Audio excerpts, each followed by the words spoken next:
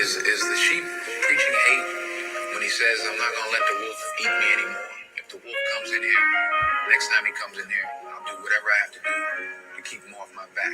Is the sheep violent or is the wolf too violent? He wasn't teaching hate, he was teaching common sense. If somebody's knocking you over the head, stop them. Do whatever you have to do to stop them. The ones that were knocking him over the head were afraid of the fact that he might swing back. So they said, no, he's teaching hate. He's violent.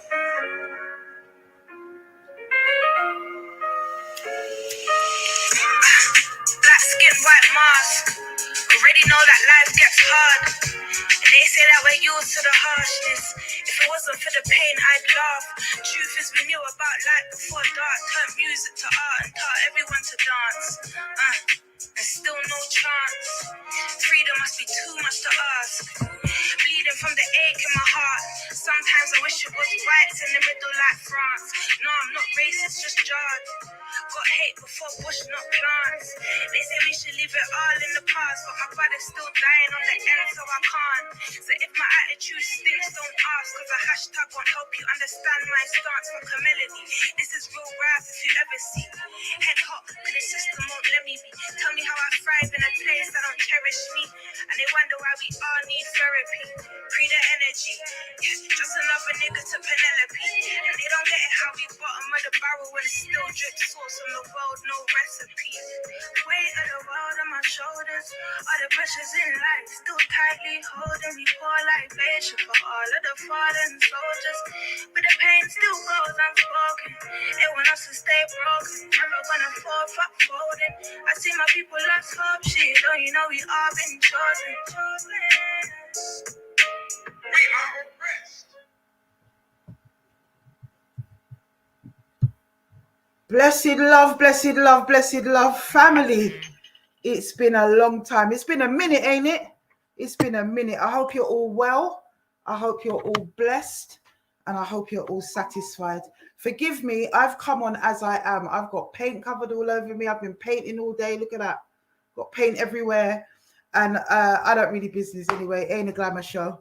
We need to get back in the groove of things. I have taken a mad long sabbatical, people. I really, really have. And before we start, actually, I want to kind of try something. I've been advised by my advisors that I need to kind of do it. I need everybody here to hit the like button and hit the share button. That's what I need people to do. Apparently, it's good with the algorithms and so on and so forth. Blessed love, Paula. Blessed love, Rima Truth. All about the black. You done know. We're in for a evening tonight. We're going to revisit a few things that we've already talked about. But before we get to any of that, how are you? Fling up a 1 in the chats if everybody is good and everybody is gravy, because I'm feeling very energetic tonight. I was worn down, man. It was the turn of the year. We just came out of the Christ Mass. You understand? And I'm never good that time of year, never. And plus, loads of things were getting thrown left, right, and center. You know how the devil works, people. And I was not feeling it. I needed to take a back seat to kind of regroup and come again. Blessed love, blessed love, blessed love, everybody. But to regroup and come again. And now we are back. We are back and we are back full throttle. There's so much going on in the background, people. And I will be revealing that in the coming weeks, let me tell you. But before we go for that, the last time when I spoke about Peter Bailey's original victim, original victim, the lady who came to us and explained what Peter Bailey did to her while he drugged her drink. That lady, the one that Dades kicked off about, the one that, all these people were defending. I did announce that she'd passed, and we were going to hold a 1 minute silence for her at the time when I announced it, and everything got thrown onto the live, and then I kind of forgot, to be fair, at the end of it. So please, moderators, phone me if you have to remind me at the end of this live to do that for her. We attended her funeral on Tuesday. It was a beautiful, beautiful send-off, and we were very blessed and honored, to be a part of that as the His Time Is Up group campaign, whatever. It was a lovely send-off, full of laughter, sadness, of course, but, there was a real kind of upbeat mood to her send-off. And you can always tell a person by their burial, I believe. But we will hold a minute silence for that sister at the end of that. And I will say that we are going to continue her fight for justice, because I don't really understand why Peter Bailey's still on road. And I'm going to actually talk about that next week and revisit what he did, why he's on road, the evidence that the police have and everything, because I think that we need to make a stand for this sister posthumously. So everybody, I want you to hit the like now, otherwise I'm not going any further with the live, and share this live. That's what I want you to do, all right? So I'm going to give you a minute to do that while we talk about some other things. So you might have noticed on my Instagram earlier on this week, a guy, this guy here, Wayne Hunter, aka American. Now he's from Wolverhampton, and he's a music mogul of sorts. I think he's a producer or a promoter or both, something of that nature. And he runs a record company or a music company, entertainment company, this type of thing, this kind of outfit. He runs that, and he's very big in it, especially in Wolverhampton area and so on and so forth. He's huge in that department. Now, he was under investigation in 2013 when he was accused by a 14-year-old girl of him luring her to a studio, because he's only just set up a studio in 2020. Thank you for his supporters that told me that, but that's something that I kind of knew anyway. And I think the wording,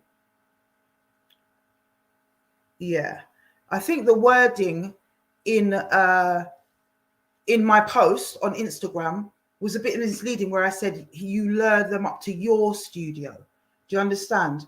But actually, he was using studios most of his career. I'm sure of that. Most music men do, even if they don't own their own studios. And he was actually operating out of Noel Brown's studio in Wolverhampton.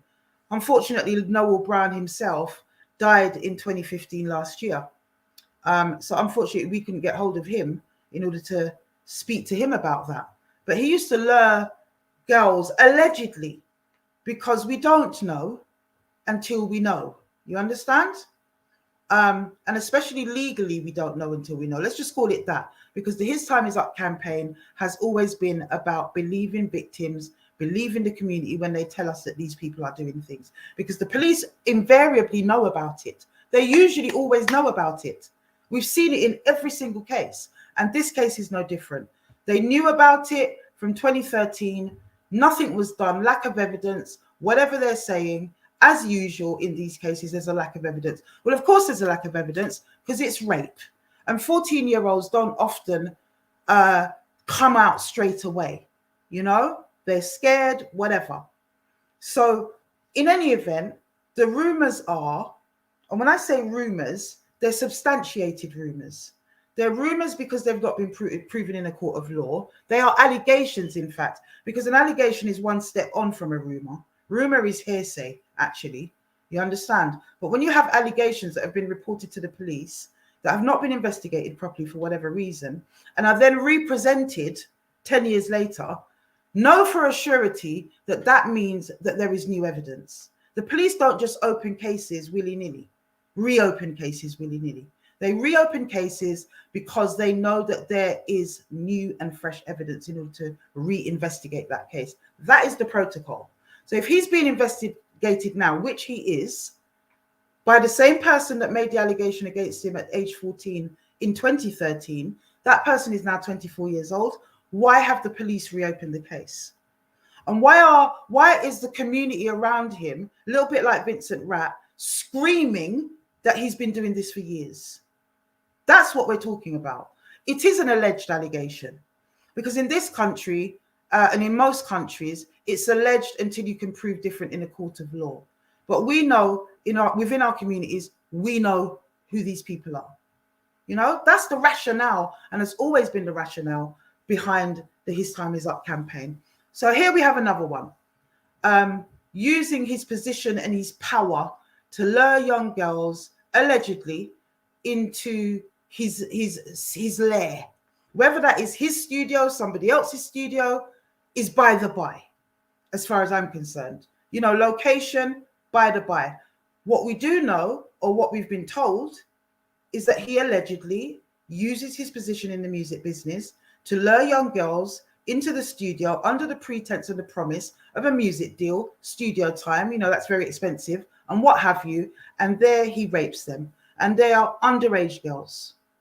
So I would say to the people of Wolverhampton, come forward and speak your truth. If what you are saying about this man is true, come forward and speak your truth. We put this guy out because of a couple of victims who we're aware of.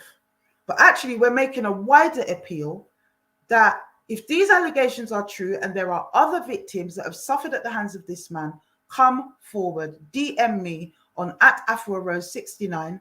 We will speak in confidence. That's on Instagram, by the way. We will speak in absolute confidence. You don't have to show your face here. We will support you in order to make a police complaint. If you feel you're unable to do that, we can tell your story on this platform and you can be anonymous. But our advice is always to victims to go to the police and try to pursue a case. Many of the people that approach this platform have been to the police several times and that has failed. And their only last resort is to come here and have that person exposed on a community level. And we make no apologies for that, especially when the evidence is stacked. Yeah? I'm yet to do more investigations on this one, but it warranted enough of an alarm bell with what we did have to put out a wider call for more victims. And that's why his face went up on the platform. So less said about that. Let's see what bounces back. And there are plans to make sure that that hits around Wolverhampton. Remember, it's not London. And most of our listenership and viewership is from London. Like, let's be fair. We've got people all over the world that listen to us, but the biggest cohort is in London. So when it comes to England, actually, we need to send those messages up there a little bit more. A little bit like we did with Hull when we were dealing with Victor Lindsay. In any event, like I said, less said about him. We are sick and tired in this community of the way that these guys feel that they can treat young girls and women. The violence against women and girls is disproportionate in our community, and it's got to stop. There were people arguing on the page, on Instagram page, about him, defending him. We've seen it all before. And many of you have been proven wrong and had to back off. Yeah? Not even have the courtesy to apologize to us and acknowledge that we were right when you were saying that we were wrong. You didn't even have the grace to do that. So I would say to all you people, all you naysayers, reserve judgment until you follow it and see where it ends up. That's what I will say. And nobody, upon nobody, is in the room when a paedophile strikes. They don't do it at the Christmas party. They don't do it in the middle of the high street. They don't do it while you and them are having a little drink of an evening. They do it in absolute secrecy. If people in the same house can be in a house and a child is being abused sexually in that house, and those people in the house don't know, how do you think that you know just because you've known him for 20 years? Doesn't make sense, but it's what we keep on doing. It's what we always keep on doing. Yeah? We're going to be gearing up for the His Time Is Up March 2023 towards the end of this year. I'm feeling like it will be the last march. Last year was supposed to be the last march, but many people said bring it back this year. So I'm going to kind of gauge it between now and the end of the year and see if it will be our last march, actually, or our last march in London, in Windrush Square, for the time being, in any event. We want to take it to other parts of the country. I feel we need to do that. So that said, and that aside, we've got more cases coming next week because we're back on cases now. They'll be coming thick and fast. There's a backlog. Apologies to all the people that I haven't been able to chase up and follow up and so on and so forth. But like I said, I had to take some time out. And I didn't want to do that by just completely cutting off. I took time out in a way that I was still contributing, but I just, I've been a lot less visible since Christmas. So that's all going to change come Easter and beyond. We are back, and we are back with a force. But what I want to do tonight, I want to revisit the story of the Milton Keynes baby, okay, with Grandma Liz and everybody that we've come to know and what went on there. And I'm going to revisit it because there were so many naysayers around that. There were people in positions or prominent positions in our community who were also naysayers. And, whatever their reasons were for that is irrelevant to me. They didn't support, and some people have even spewed lies about this family, people in prominent positions. Absolute fallacies and lies about this family. You know, them being involved in drugs and all of this rubbish, which we know doesn't go like that, you know? So I want to revisit that, but I want to revisit that with a brother called Rangi from LCS News, because he's got his own story.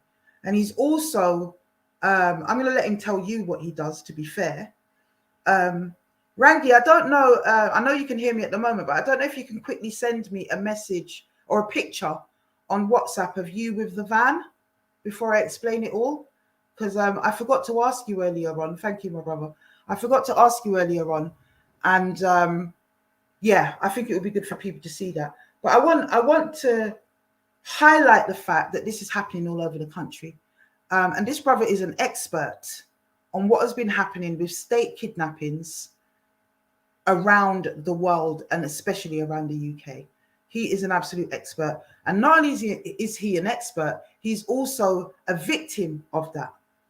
So I'm going to bring these guys on, and Grandma Liz is going to join him. And I really think that we need to raise the awareness as to what is really going on. This is not an isolated incident that happened in Milton Keynes. It's really important for us to know that. And as we move into a time where they're taking away the right to protest, they're trying to bring in 15-minute cities and all of this stuff, we need to be very sharp as a community as to what is going on.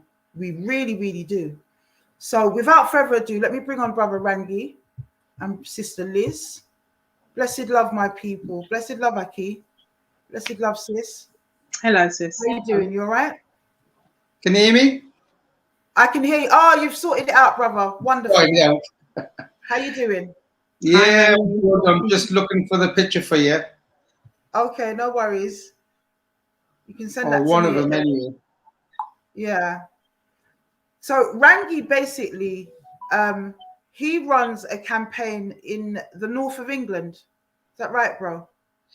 Well, actually, now it's a campaign throughout the UK, over 300 towns and cities. But you're based in the northeast. You're based that's in where it started off from, yeah. Yeah, and we can hear from your accent as well that you're definitely from the northeast. Yeah. You've got a slight Geordie lilt going on there. Absolutely. Yeah. So I don't know if you're good at multitasking, my brother. If you can try to send a picture while you're telling us about your campaign and how you arrived at your campaign. For me, it was a situation happened in the family, and the authorities became involved. And in a nutshell, they're supposed to have got involved to find out what the problem is. But instead of finding out what the problem is, so to deal with the issue that was in hand, they decided to make issues of their own up. So from the beginning, the offset, they started to manufacture things against me as a parent deliberately for their own little agenda. It was quite alarming at the beginning because I just didn't know where to start with. But I did try my best, and no matter what happened, every stage I went to, they kept telling me, you need to go through a complaint procedure. You need to go through a complaint procedure. Well, that ended up happening, 4 years it took my complaint procedure. And during that time, I went through 13 social workers, 14 managers, and 5 directors. So it was a case of every time you spoke up and showed them some information, they would resign, leave the department, or go on the sick. So this was a procedure. Then within the procedure itself, there was a lot that actually happened with the investigating teams. They seen the information that I had. They seen the evidence that I've had. And it was quite alarming. But then in 2018, 1st of January, they just dumped me. They said, yeah, it's all illegal what they did. It's criminal what they did. But what it came out at that point, it comes out to be a blaming game. So at that point, they actually started blaming the judges, which I knew the judges were innocent. They were providing the judges fraudulent documents, fraudulent concerns, manufacturing crimes against me. But the ombudsman knew that, but the judges don't know that.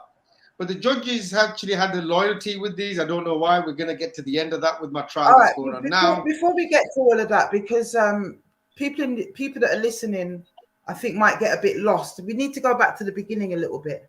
So how did you come into contact with social services in the first place? Well, what actually happened, my children fled their mother's home in 2014 on the 9th of February. They fled their mother's home, came to my care. I was quite concerned at the time. I said, what's the problem? They said, look, Dad, is it okay if we live with you?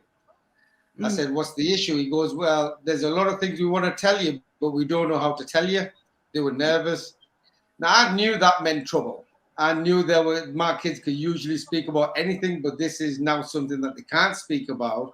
There must be seriously something wrong with this. So, like I say, so the social workers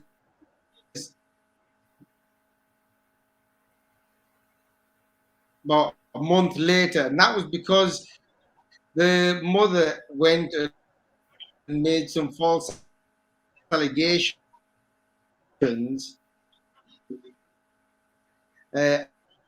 against myself. So them, instead of like making an understanding of what actually taken place, I'll give you an example of one of my meeting with the social workers twice to tell them that, explain to my these people are people of trust, say to me, they could also say to them.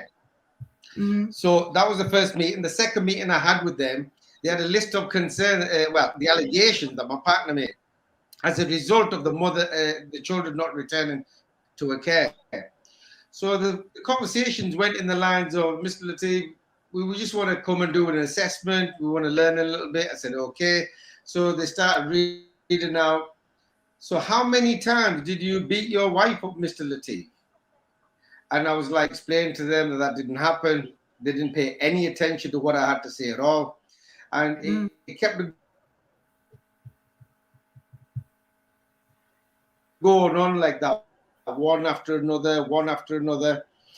And that was the last I seen of him. And before you knew it, they actually made a document called a Section 7 report, where in the Section 7 report, they actually changed my medical records.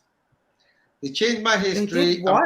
And portrayed a completely new, different man that I don't even recognize myself. But obviously, you can't get no legal help in this system now. And there's no legal help for this. Even my doctors were concerned at the time because they changed and then they made me into a domestic violent person, and that didn't actually exist. So the first few times I tried my utmost hardest, the best I can. But more importantly, when it started going wrong was they went to see my daughter at school. So it's on the children. So they go and see my daughter at school. I go to the school on the same day to pick my daughter up. And when I pick my daughter up, she's in tears. So I pick her up. I ask her what's the problem. She goes, no, get off the forecourt of the car park of the school before she speaks. So I pulled off, went on the corner. I said, what's the matter? She goes, social workers have been. Well, I'm confused at this point because I'm thinking, well, if social workers have been, that should be a good thing for my daughter to tell them why she's fled her mother's home. But instead of that, my daughter then goes on to tell me that, Dad, I was in a room on my own and there's two ladies, the two social workers. And the first thing the social worker said to my daughter is, called her by her name, and they said, we know your dad's been beating you up and moving ahead like that. If you just tell us that, we'll sort him out and he doesn't need to know. But my daughter goes, well, that hasn't happened. They said, no, to my daughter, called her by her name again. We know it has happened. We know your dad's been beating you. If you just tell us that, shaking their head, and my daughter's confused. So this really made her very, very sick in the stomach, thinking she just fled her mother's home. She wants to tell somebody about what she's going through. And instead of actually getting involved or supporting her or even listening to her, they're trying to push her to think something completely different. Well, this was one conversation with the social workers. Then there was another one. My daughter mentioned something about she's not happy about adultery, regardless of which way it was. But the social worker and the teacher say to my daughter, they say, call her by her name, and they say, look, in this country, it's okay to commit adultery. It's only illegal if the other partner goes and gets married. But if we went to your country, we would have to follow the law in your country. Now, I'm a born-bred Englishman. My daughter's obviously born-bred here, but now they're telling her she doesn't even belong here. Alienating, like a racially motivated attack. So this was troubling my daughter, the way things were going. She kept telling me how they were mistreating her. I was trying to tell the police. She rang 999, Childline, NSPCC. Nobody decided to come out. So it come to a point where she was so helpless that she thought in her mind that she wants to be able to be free from this form of abuse. So she decided every time she was nervous and scared, she decided to record everything. Mm-hmm. And this was for her to protect herself, but also then to show the authorities, hey, look, this is what's been happening to me. Well, they didn't bother. Go on. Can I just stop you there? Do you have that recording to hand? I've been trying to find it and I can't. You sent me a lot of stuff. There's a video actually on LCS News. It's under banned on YouTube in the UK. It's that one. It's that one then. Okay. Yeah. All right. In that, I mean, she starts obviously starting to record at that point. But actually, she's been starting recording to prove what she was going through. They kept neglecting her again and again and again. It come to a point where 6 months later, my daughter started to cut her wrists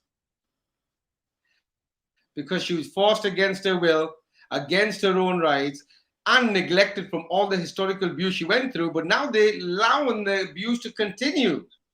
But she was told, as well as I, well, Mr. Lateef, you've got to go through a complaint procedure. So I explained to them, I said, what kind of complaint procedure is this?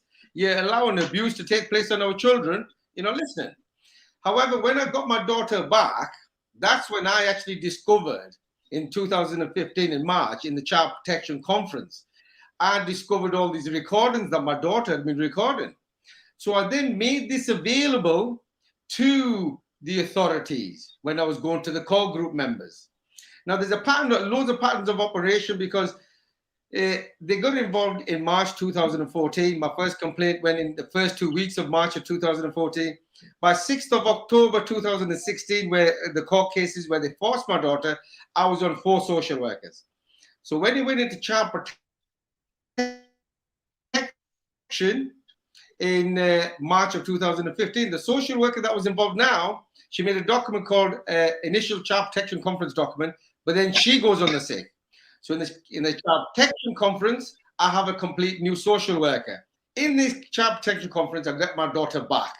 So I think, okay. So that's when I realized with all these recordings. So April was the first core group meeting now. So when I went to the core group meeting in April, the social worker that was actually involved in the Child Protection Conference, now he's gone on the sick. I've got another person. So this social worker says, Mr. Lateef, you've been breaking court orders, making all these allegations. Disrespect to me, just normal standard. At the end of it, I didn't want to be rude, so I said, look, can I showed her what I had to show her. And she said to me, Mr. Lateef, I'm really, really sorry that what I said, I was only based that information on the information that's been provided to me. But now I could see this is illegal what is being told to me because you never broke any court orders. She goes, I'll get back to you within 30 days and we'll sort this out, which was now going to be May. So May turns up, I go to the core group meeting thinking that this is going to be over now. That social worker, now she's been sacked or removed or sent on the sick. So I get another one. So the first thing happens is, Mr. Lateef, you're domestic violence, you're this, you're that. And I'm thinking, what's all this about? So the same script went through with her. I sat her down at the end, showed her some information. She goes, Mr. Lateef, you never did all this. I said, I know this, but I'm sick of me trying to tell you this. Can you sort this out? Within 30 days, Mr. Lateef, we'll get back to you. Just June turns up. Have a guess what happens? That social worker is now sent on the sick. So this is the behavior of them, that they kept passing the book along, passing the book along, passing the book along. It just never seemed to have finished. And then by the time it went all the way to the ombudsman, which took obviously 4 years, I had a serious complaint there that they've been withholding information from the courts and other professionals. They have been lying to the courts and other professionals. There have been false allegations they've been making, and a whole load more. I think I sent you that little article on that side. However, now the complaint still goes on. So it come to a place, now I'm going to squish the complaints because just to move forward. So the complaint then came up to the ombudsman that started in January 2017. And when he got involved, the ombudsman, he tells me that he can't interact with me because he's got to get the documents of the authorities first. So then the authorities now withhold the documents from him for 10 months. So in 2017, in late October, early November, he gets involved. So this is my first time now I'm supplying some information to him. So I've got to drip feed him. So I provide him 5% of information. I pass him this information, thinking we're going to move forward. And Christmas week, he rings me up. He goes, Mr. Lateef, I just got a clarity on this recording you've sent me. And I only sent him 2 recordings. I've got about 25 of them. So I said, what's the clarity? He goes, I just want to know, this recording, was this made? He goes, I'm under the impression this was made in the mother's home. I said, yeah, well, your confirmation is right. I'm confirming it. It was made in the mother's home. He goes, well, now I'm more concerned. I said, why? He goes, on this recording, there's crimes taking place on your children in front of the mother, same room, but the same crime that is taking place on that recording, the social worker is reporting. So I said to myself, look, I said, my complaint is being conservative. I'm not trying to be rude, but they're liars, criminals, and storytellers. So he understood this. So in the 1st of January now of 2018, I provided him more information because I wanted to drip feed him. And Christmas period, these people intend to take the days off. They don't like to do no jobs. They like to go and have a piss up or whatever they want to do. Yeah. So in January, 1st of January, I give him some more information. And this was about 1st of January, about 10 o'clock in the evening. 2 o'clock in the morning, I get an email back from him. Mr. Lateef, I no longer can investigate your case as it's been passed through the courts. Now, you've got to understand with my complaint procedure, how it works is what goes on in the complaint procedure stays in the complaint procedure. What goes on in the courts stays in the courts. You can't mix them. So I didn't mix them because of everything that she was doing or they were doing, I couldn't provide this information to the judges because that's what the complaint procedure looks like. So when I got this shock of my life that he doesn't want to do anything and he's blaming the judges now, or the authorities are now blaming the judges, I wasn't willing to stay quiet. I ended up traveling. Some of these crimes took place in Scotland, so I traveled all the way in March of 2018, all the way to Scotland. Went there, went to the Edinburgh police station. I went to show them what I had. As soon as they got my name, they punched it up in their details and they rang Cleveland Police of where I am. Came to the front desk and said, Mr. Lateef, you can't report anything here. You need to go back there. I said, look, I've been trying to do that for the last 5 years, 6 years. I said, I can't keep going on doing this. So either way, I had to come back without any form of help. So I didn't know what to do again because Cleveland Police don't like taking on anything. Anything to do with child abuse is just being neglected. So then it come to my birthday, for example, in November. I decided I might be best of trying different police stations. So, but this time I didn't used to give my name. I used to just ring the police department up. I need to see you. I want to speak about child sexual abuse and more.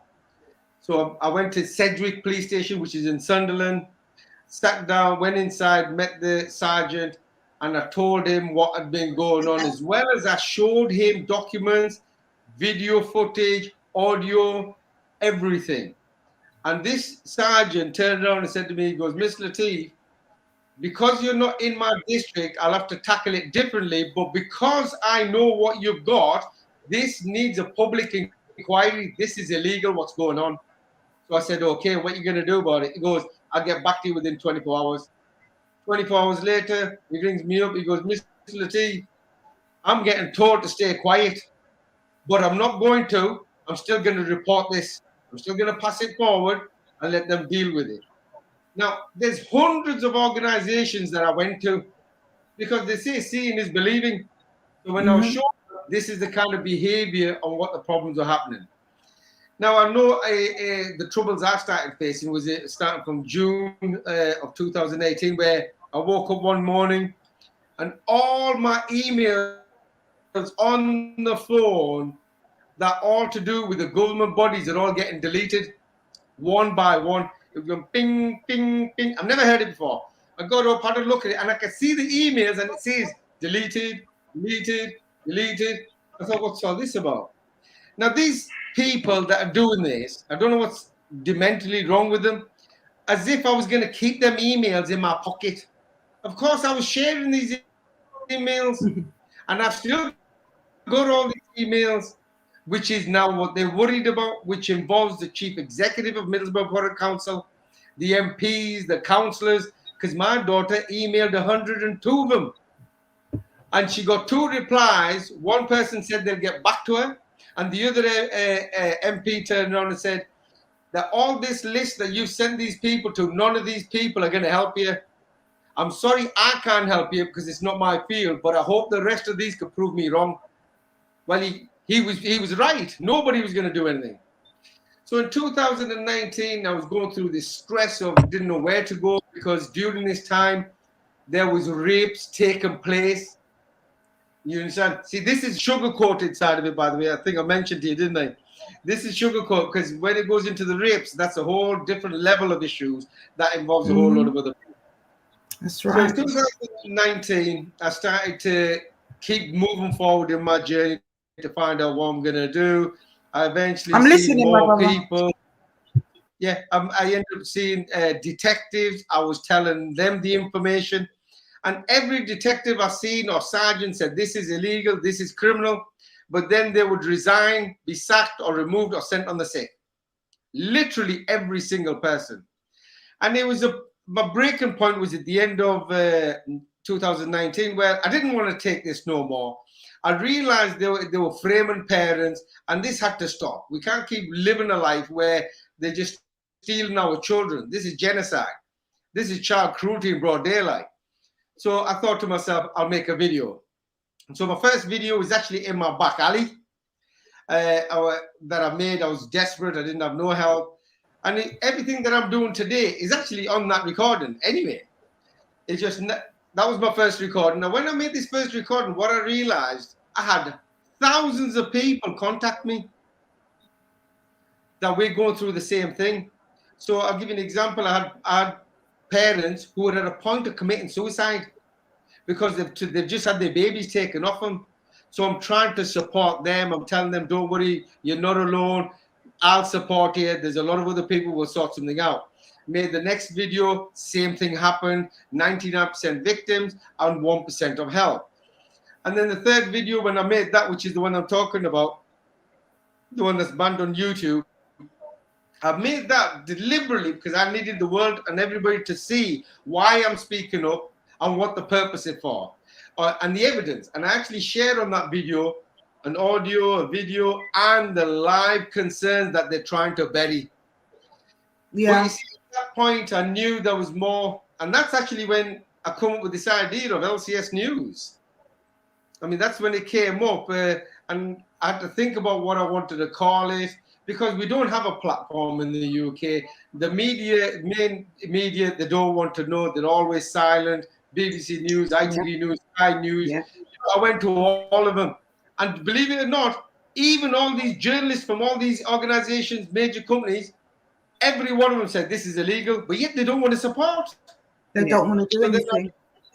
This is why, Rangi, when people come with their doubts, and people come as naysayers, they need to hear these types of stories. In a second, if you can just hang fire for a second, because I'm going to play an excerpt of the recording that you sent me. I think I'm at the right point. It's on LCS News itself, isn't it? I think I've got it here. And basically, I'm going to actually play the bit where you explain what it's about before it comes on, the recording of your daughter and the social worker, and the level of coercion that was taking place between the social worker and your daughter. Yeah. The way that the social worker is trying to bend her mind into her way of thinking. So I've told you the story of the children from Milton Keynes. This is Liz, the grandmother of those children, Rangi. And it'd be great if you guys can kind of have a discussion and compare notes after the fact. But let's play your daughter in a car with a social worker. Just tell us very quickly, even though I know you're going to explain. In fact, you're going to explain here. So I'm going to play it via my phone. I'm going to camera up or off. And let's try and play it. Hopefully it's the right point. God goes and picks my daughter up. I'm going to let you listen to this yourself. You want to see that there? Yeah. You're not giving yourself a chance to settle with your mum. If you're on the phone to your dad all the time, it's not going to upset your mum. Well, not really. How? Because I want to live there. Is that the problem? I don't want to live with my mum. I want to live with my dad. But no one seems to understand that. But the arrangement is you can't say that you have to live with your mum. And by phoning your dad all the time, it's only upsetting yourself more. So you're best off giving it a chance. Not be on the phone so much with your dad and try to see about you and your mum. See how it is about getting yourselves closer together, and that's what we wanted to be, close. Or maybe I should just be living with my dad.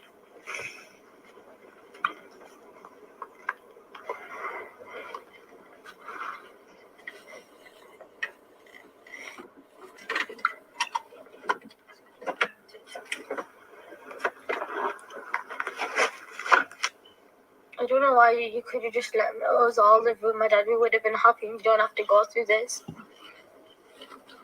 Because granted is all together, but I think at the time there's other things. We look at the future as well as the present.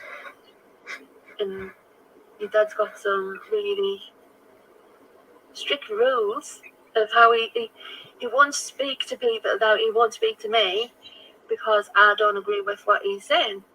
This is an example where I could talk to your mum.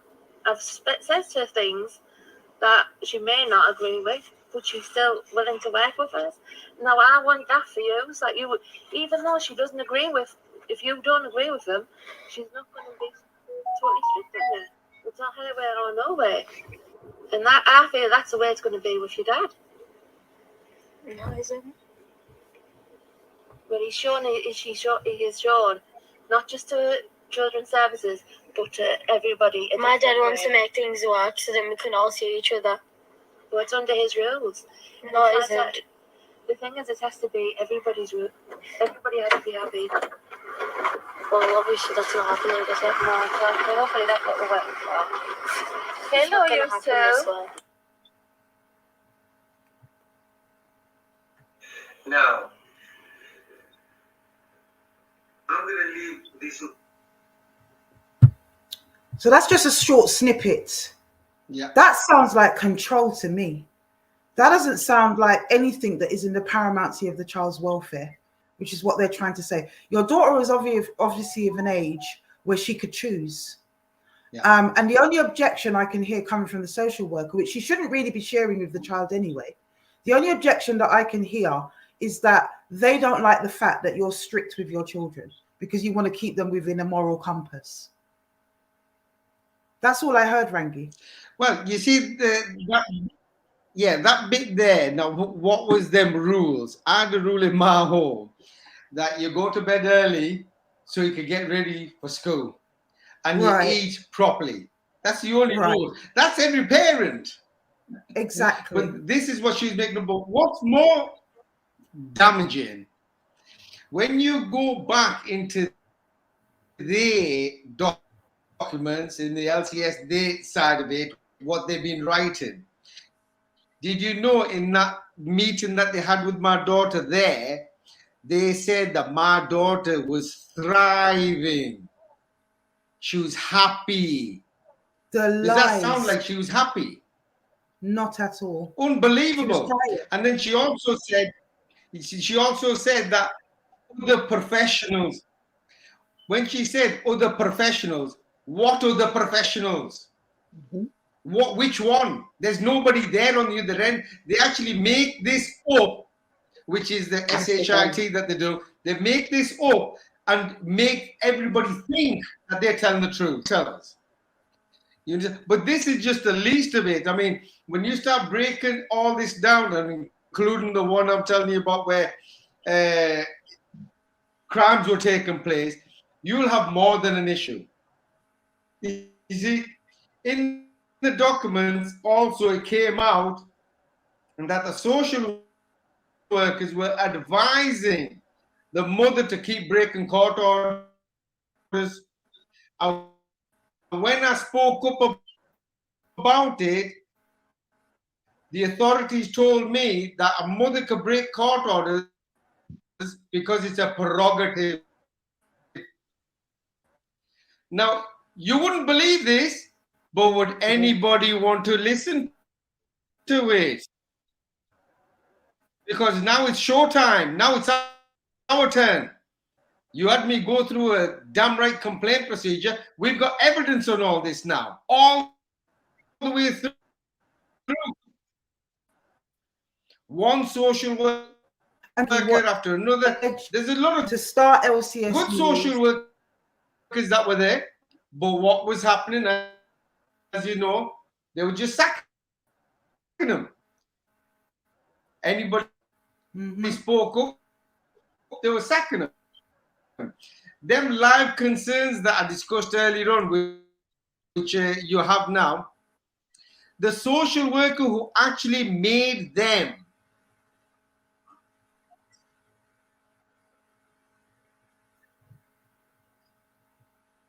Say again? I think we've got a bit of a delay, so I'm so are you there? Behind you. I was saying that how really that came. Those who don't know what LCS is or what it stands for, criminals and storytellers. TV.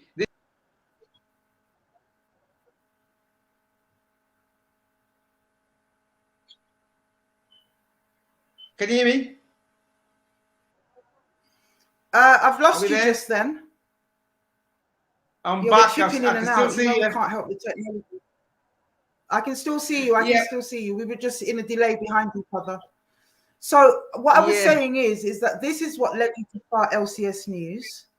This is also what led you to put together a van, a transit van. I'm going to show a picture of that. This is the van that you have around Middlesbrough, around your own town centre, and you park it up outside municipal offices, social services, and you spread the word, don't you? Well, I park it outside their doorstep. You can see here on the van. That's right. We can see it says liars. Who do they lie to? Everyone. It's just got all the information about what's actually happening. Wolves in sheep's clothing. And there's a video of you also having a meeting with these council people on Zoom, isn't it? And them asking or telling you that you can't have the van there. Tell us a little bit about that. Yeah, well, that actually turned up in 2021 after me speaking up. Now, everything that's on the van, I was already doing it on little placards in my first video. Right. It's just they were thinking in their minds that he's not going to do anything else. And that's why when I got the van, I just plastered the whole van.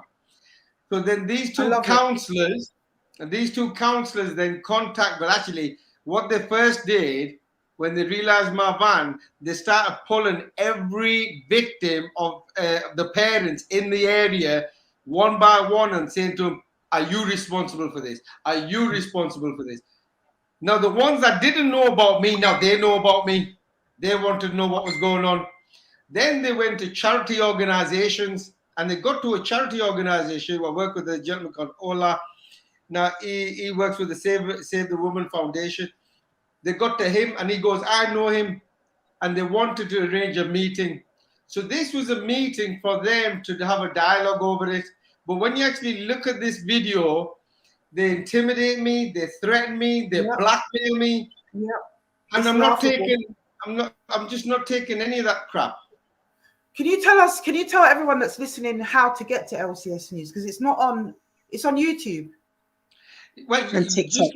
now the best thing is go on the website, because on The website is the Facebook best they place. can stop it, they block it. On YouTube they do the same, but on the website it's www.lcs.news, and you'll come to everything that they can't ban now. To ban anything on LCS News, they've got to ring the CEO of it. Well, that happens to be me, and I'm saying no. You see, this is real news, and this is how it is. And that's what it stands for: liars, criminals, and storytellers. But this platform is not about me, it's about everyone. Yeah. It's a platform for everybody throughout the country. And currently today, I'm also working with nearly 12 other countries: America, Canada, New Zealand, Australia, Germany, Poland, Sweden, Switzerland. All Western nations this is happening to, but the root cause of it, or the biggest side of it, is actually the UK. UK is just unbelievable that we tell everybody that we are the leaders of safeguarding children and child protection. No, that's incorrect. We are the biggest abusers of children. Yeah. This is the reality of it. But That's now, what it is. because we're now speaking up, they don't know what to do. I mean, I was telling you earlier on, everybody who meets me goes on the sack, leaves and goes on the sick. You know, they've been trying to put a gagging order on me for the last 3 months. I've just got notification today, about 4 hours ago, that the CEO who's taken me to court, he's just resigned. So, no way. Oh, yes, way. And I'm urging everybody, if you don't like your local MP, your councillor, your mayor, introduce him to me. I'll send him on the sick. Because they're all the same. Yeah. Well, I'll be in touch with you, Rangi. Yeah, the quicker we put them all on the sick, we'll take the rubbish out and we'll start with somebody fresh. But that doesn't mean he's getting away with anything. I'm still holding him accountable for the negligence and the criminal activity that he allowed. Never mind, I'm a CEO, I'm leaving the department. Well, what does that mean? It doesn't mean anything to me. You see, if they could destroy a mother, a father, grandparents, just by making lies, when we've got evidence on them committing perjury, manufacturing documents, manufacturing concerns, manufacturing crimes, surely they need to go to jail. Yeah. Absolutely, Rangi. So Liz has been through a very similar experience, you know, and I kind of want to hear her comments, because you can often feel like you're alone out there. And I know you've had lots of people contact you, Liz, same as Rangi, but isn't it refreshing to see somebody like Rangi definitely on the front line? And you started this as a one-man band. It's grown from there. Absolutely. You know, I just wanted some of your comments on that, sis. Yeah. Well, first of all, hi, Rangi. I do follow you. I'd follow you on your TikTok, in actual fact. And, you know, we need people like yourself to continue exposing, because like you quite rightly say, it's literally a pandemic. Yeah. With what is going on with social services, it literally is a pandemic. You know, with my case, just to bring you up to par with what has happened with me, I'm the grandmother, and this all transpired last year, November, just from my my daughter taking my grandson to Milton Keynes University Hospital. I live in Milton Keynes. My daughter lives in Milton Keynes, and with just a nasal congestion. Hold that thought. Just a nasal congestion would warrant them wanting to continually extract multitudes of blood from my then 5-month-old grandson. They then wanted to sedate my grandson. They then made accusations that my grandson was having 5 seizures. all that was not true. We then said, there's something not right about this. We had a doctor on the other side of the phone. Well, we don't know whether he was a legitimate doctor, because you know these people can put anybody as actors into place, making a diagnosis over the phone. To us, that wasn't enough. That wasn't correct. So then we decided that we wanted to have a second opinion. And we kept saying, if what you're saying is true, it would be, you know, it will come up with us having a second opinion from a private clinic. Milton Keynes University Hospital didn't want that to happen. They tried everything within their power to try and stop myself and my daughter and my grandson from us leaving Milton Keynes University Hospital. The chief so-called executive kept saying that, you know, the baby needs urgent care, that if we don't give the baby urgent care, the baby will die. Sorry? Really? We still want to have this second opinion because you're trying to scaremonger us now by telling us all this. As it so happens, the only thing that my grandson was diagnosed with, which runs in our family and people of melanated race, is the lack of vitamin D and vitamin C. That was all that my grandson was low in. We left Milton Keynes University Hospital. My daughter went to London in order to have her second opinion, and that was what the diagnosis was. Vitamin C and D, which is easily treated, because I was pregnant with vitamin D deficiency, and my son, who is now 22 years of age, was a baby that had vitamin D deficiency, and he was easily treated. Anyway, to cut a long story short, Milton Keynes was so determined to get my grandson back in that hospital, because my grandson has a rare blood type. They saw something in that blood, because it's not normal to want to extract 8 lots of blood from with an adult needle from a small baby. Yeah. So with that being said, you know, my daughter was in London. They went to my daughter's home in Milton Keynes here, where her partner, along with their daughter, were there. It was like if there was a big riot taking place. They went there, they, you know, sat in waiting for my daughter to come back home. But this time she was already in London. My daughter, my older daughter, was en route with my ex-husband to come to Milton Keynes, because, you know, they heard what was going on and they wanted to come up to Milton Keynes to be a support. So they crossed one another, literally, you know. So when my older daughter got to my daughter's apartment here in Milton Keynes, they thought that she was the mother. She has a little girl, so she, you know, she had to say, well, this is not the baby you're looking for. This is a little girl. You know, would you like me to prove it? Anyway, subsequently, they tracked my daughter down to being in London. She was at her sister's flat, the same sister that came to Milton Keynes, because her partner was in London. And they went there, and they said that the baby needed to be taken to hospital. And would you believe the hospital that they wanted to bring the baby back to, that needed urgent care, would have been an hour's drive on the M1 back to Milton Keynes. Now, if a baby is in urgent need of care, would you not want to get the baby to a local hospital if you're claiming the baby is life and death? So my daughter said, well, sorry? I'm just saying the closest possible. Right. Yeah. So my daughter said, no, if my son is in critical condition, we need to go to the most nearest hospital, and we can go to St. George's Hospital in Tooting, which is where my grandson went to. On my On admission of my grandson arriving at the hospital, they arrested my daughter and took her to Brixton Police Station and charged her with neglect for the fact that she left to have a second opinion.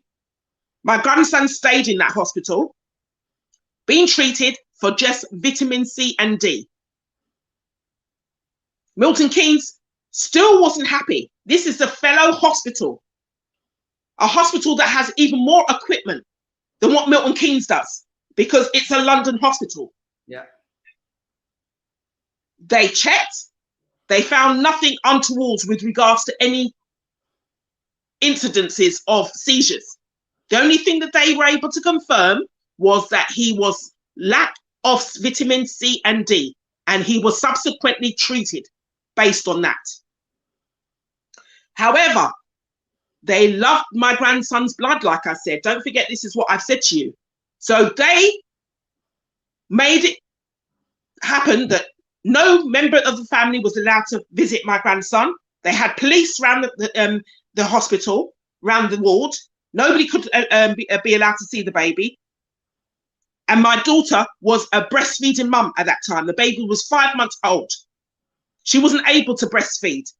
She had to extract milk and, you know, give it to a family member to take to the hospital for eventually the baby's father to be able to pass it on.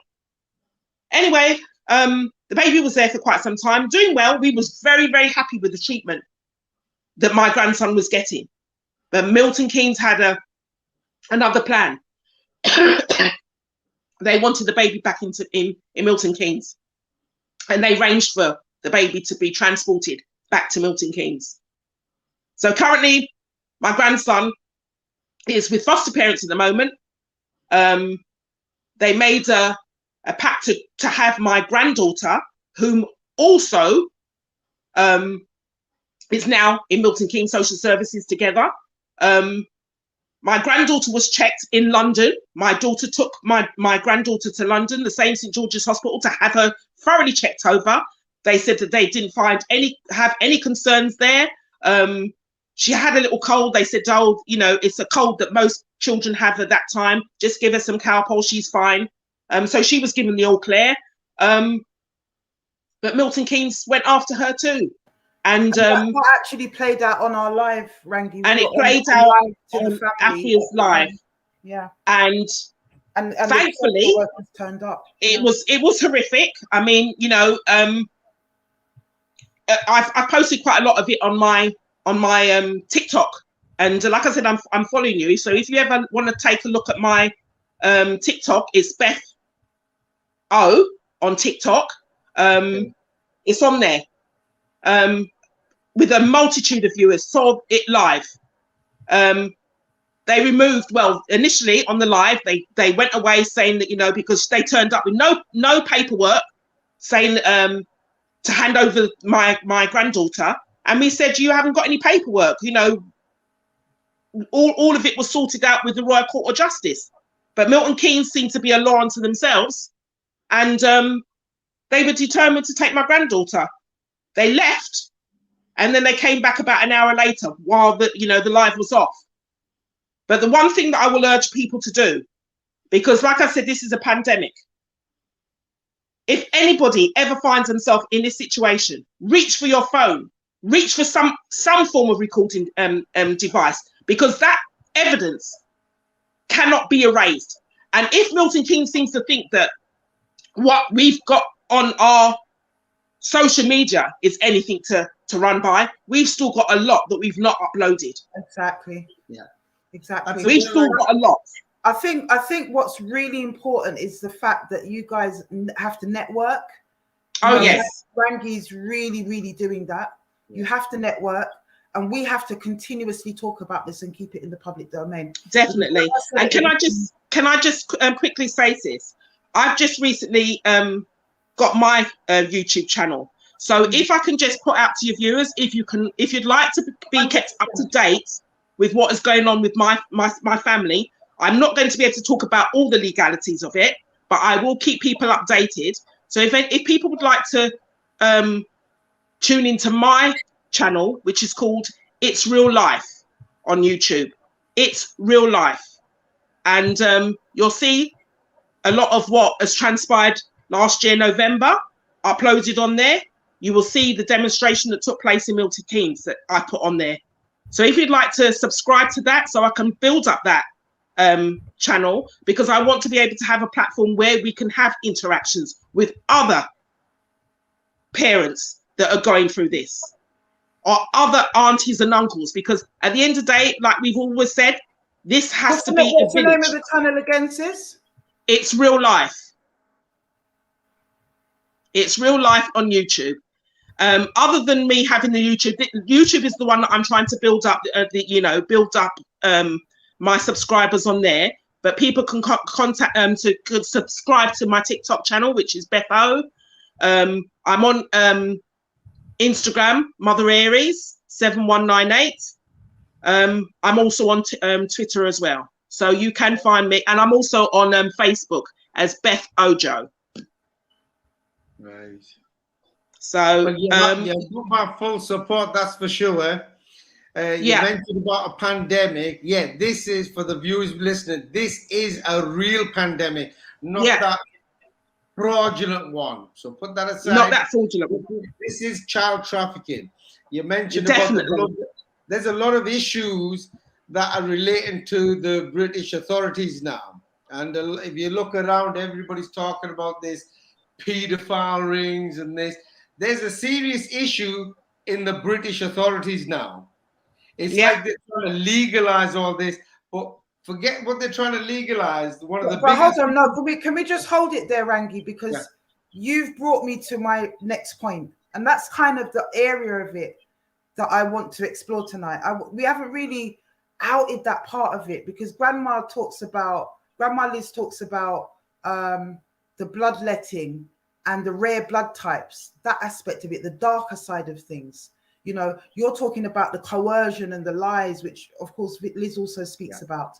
But there's a dark side of it, which is about child trafficking. And its roots go down into satanic ritualistic abuse and so on and so forth. And there is a cohort within social services that is really about that objective. It's about taking children so that they can traffic them or involve them in satanic ritual and certainly sexual abuse. Let's just have it as it is. Yeah. You know, let's just call it uncut. That's it. And may I add, Milton Keynes is known for that. Absolutely. Yeah. They're particularly for those that may be naive or not aware, Milton Keynes is known for that. I think a lot of people actually know this is happening. They're just in denial. But this is actually happening throughout the United Kingdom, even into Wales, into Ireland, into Scotland. It's all being affected. And with this child trafficking, there's a number of reasons. One is like satanic rituals, things like that, where children are actually being murdered. And we've got to take this seriously. We're a nation here in England where we hear about one child on the other side of the planet and we go mad. Yet we've got tens of thousands of children like that disappear every year in the UK. Nobody wants to talk about it. But you see, speaking against them is one thing, and you know, you got my full support with your YouTube channel, but we need to expose these. And this is where I'm more than happy to come to every single town and city. I'd love for you to come to Milton Keynes, Rangi, please. I'm looking forward to come there. If they're listening, I'm coming. Get ready. Because I don't care who they are. I don't care about color, creed, or religion. You're doing these crimes, you will be brought down. Look, I've been doing this in the northeast of England. I started off in Middlesbrough. I originally started to travel because I was searching for help in Middlesbrough. But every city I went through was the same problem. So now we're just coming for everybody. But I'm setting an example in Middlesbrough. When you speak up against these, what happens? Well, nothing happens. They all go on the sick. They're all starting to feel poorly and dizzy. That's because they're all going to jail. And they just want me to stay silent. But that's not going to happen. I've seen a lot of victims now, tens of thousands of them. They don't have a voice. Well, for the voiceless, you have a voice. There are people like me, Afua, and many others. We will speak up for you, and we Exactly. will I'm one of expose them. them. No, we are. This is what needs to be done. We'll do whatever it takes. Now, I mean, I was just saying earlier on, I mean, my chief executive has just resigned. My CEO, who's taken me to court for a gagging order, has just resigned. Why is everybody leaving the departments? Yeah. Because they don't want to hold the accountability of the event. Exactly that. That's what it is. And not only that, nobody wants to admit any kind of liability, because ultimately for them, it's always about the numbers as well. They can't admit liability. They know they're wrong. They know that you guys are starting to prove that they're wrong. One of the rare few people that are able to prove that they're wrong.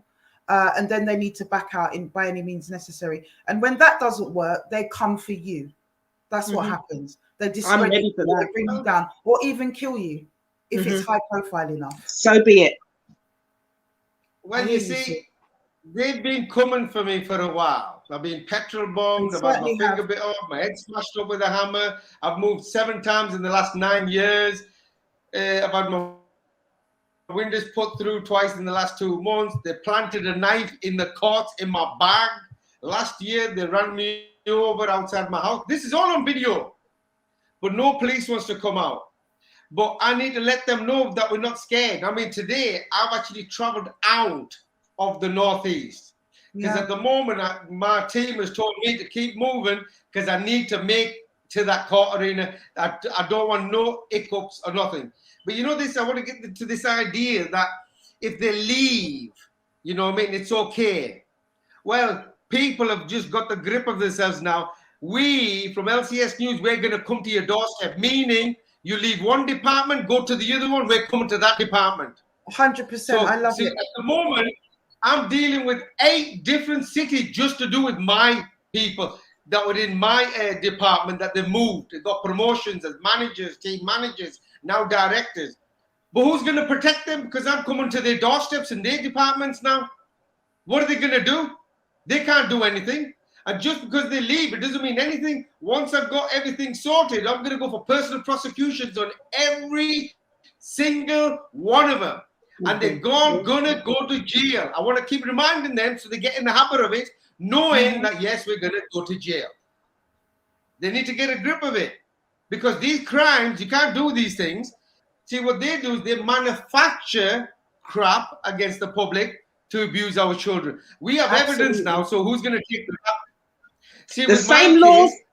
Yeah. Sorry, Rangi. The same laws that they make, they're the ones that are breaking it. They don't even work by their so-called code of conduct. They break it every single minute, every single second. So they have to be held accountable, and they do need to spend time in jail. Even at the lowest level, when it comes on to, we were talking about it, I think yesterday, Liz, the maladministration, the mistakes. Even at the lowest level, they break their protocol. Yeah. Even at the very lowest level. Yeah. Yeah, but this needs to stop. And the thing is, I think the good thing at the moment now is they know they've got to fight on legally. I'm not doing anything illegal, by the way. My van, my videos, everything is the reality. And it's all to do with safeguarding children, because I need to protect as many women and children as possible. Now, actually, same thing with mine. Yeah. I want to make this point now for all the fathers and brothers and uncles and grandfathers, that you all need to wake up, because they're targeting our women and children and they're pushing you aside. We need to stand up together as fathers. We don't send our women and children in the fighting line. We stand at the front. And we need to come together. See, at the moment, I've just turned up near Leicester, only because there's about 150 cases here alone. Then it's Birmingham. There's not, like I say, there was a time where you would say, where's this happening? Well, now it's easy for me to say sorry to cut you, Rangi. Sorry to cut you. But can I just say, the scale of the work that you're doing as a single individual, you have got people that support you, you know, in a team around you and stuff like that. That's great. But you're still a one-man band, pretty much. Doing all of this work across the country, you've taken it upon yourself because of your own calling through your own experiences.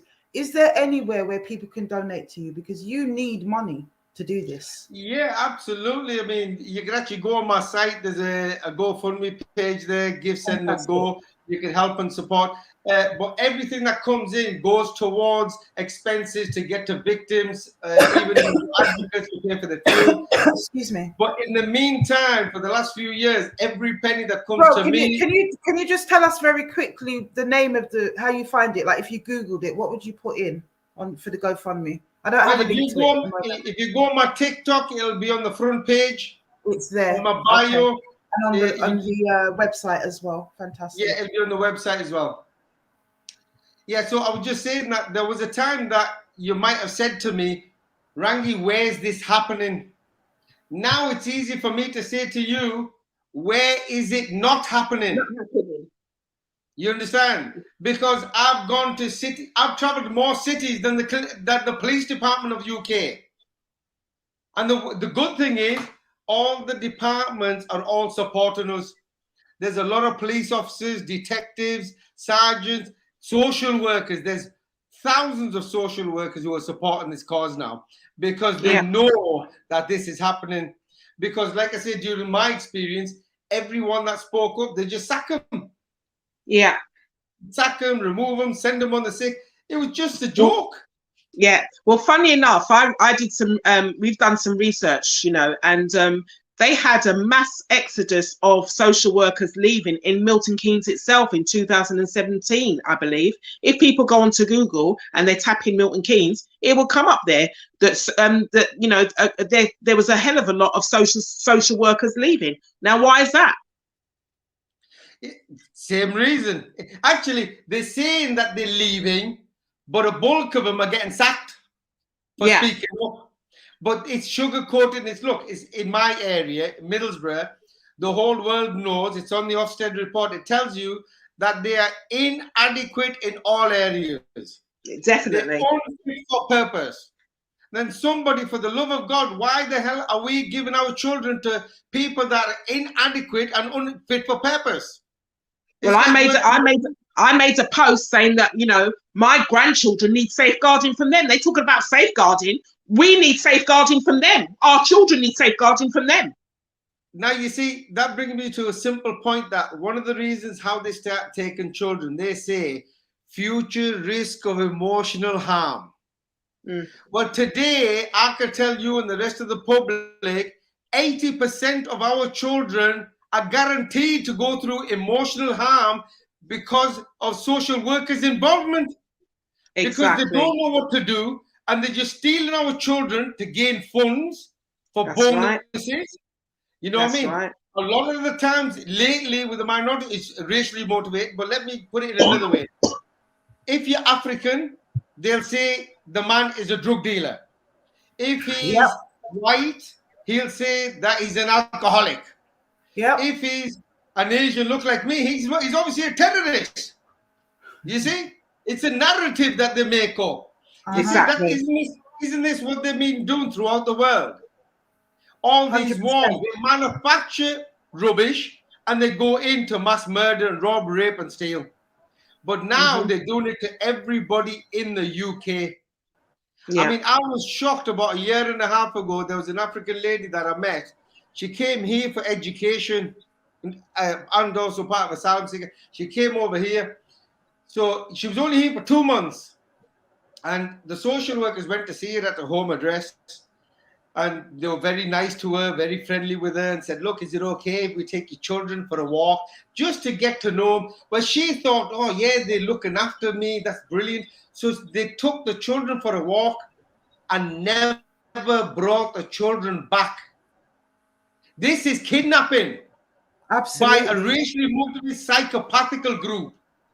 And they're all going to be brought out. See, they're trying to gag me at the moment. I'm going to bring everybody to the floor. I don't care who they are. They're not providing me any exemption notices.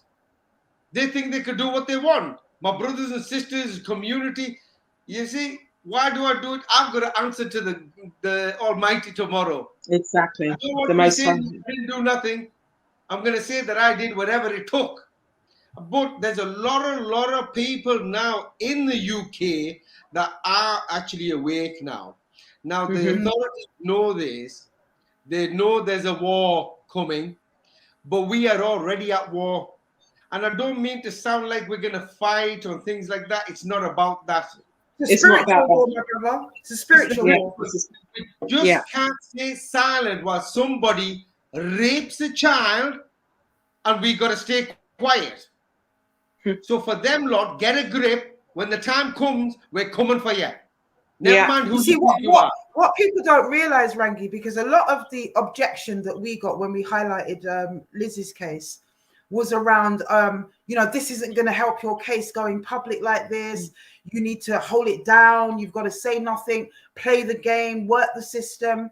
But how can you do that when you see blatant lies and injustices like this taking place? You can't work with a system when it's corrupt. Absolutely. You cannot work with a system that is corrupt. That's one thing. And Rangi, you actually lost all your children at one point, but then you got a certain number of them back, didn't you? Yes. I lost them all. They fled from their mother's home. Then I lost them all. Then I was obviously going through a complaint procedure and fighting for them. Now I've got 3 back, and I'm missing one that I haven't seen since 2017.